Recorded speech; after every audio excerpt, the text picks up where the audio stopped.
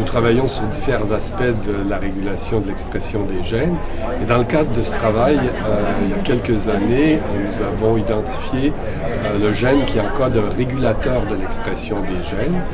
Et un des intérêts de ce régulateur de l'expression des gènes, c'est que son expression au niveau du cerveau est entièrement restreinte à une sous-population des neurones du mésencéphale qui dégénèrent dans la maladie de Parkinson. De fait, ce ne sont que les neurones qui dégénèrent préférentiellement dans la maladie de Parkinson qui expriment ce régulateur de l'expression des gènes.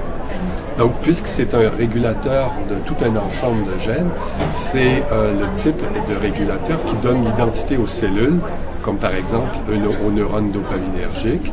Et donc, nous essayons maintenant d'identifier tous les gènes qui sont contrôlés par ce régulateur, parce que dans l'ensemble de ces gènes, il va y avoir les gènes qui causent la maladie, ceux qui sont responsables de la susceptibilité des neurones dopaminergiques à la mort cellulaire.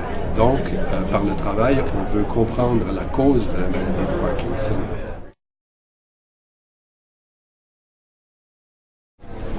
Un autre intérêt du travail, c'est que puisque ces régulateurs donnent l'identité aux neurones dopaminergiques qui dégénèrent dans la maladie, si on veut reprogrammer des cellules souches pour les utiliser dans une perspective de thérapie cellulaire, l'utilisation de ce régulateur est un atout important pour une reprogrammation adéquate des cellules, de telle sorte qu'on puisse obtenir les neurones qui ont l'identité de ceux qui sont perdus chez les patients parkinsoniens. On sait que les thérapies cellulaires, d'implantation cellulaire, marchent assez bien pour le traitement de la maladie de Parkinson parce qu'ils remplacent les cellules qui ont été perdues. La grande difficulté, c'est d'avoir les cellules appropriées et on a un grand espoir qu'en reprogrammant des cellules souches de manière appropriée avec ce régulateur de l'expression génique, on pourra avoir des succès importants pour le traitement de la maladie.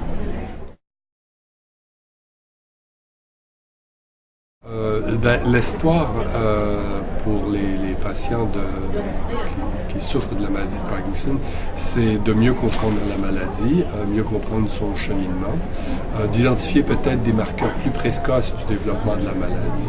Mais à long terme, évidemment, l'espoir principal, c'est celui de développer des approches de thérapie cellulaire que l'on sait être très efficaces, mais que l'on est encore bien naïf à appliquer avec beaucoup de succès, de manière reproductible.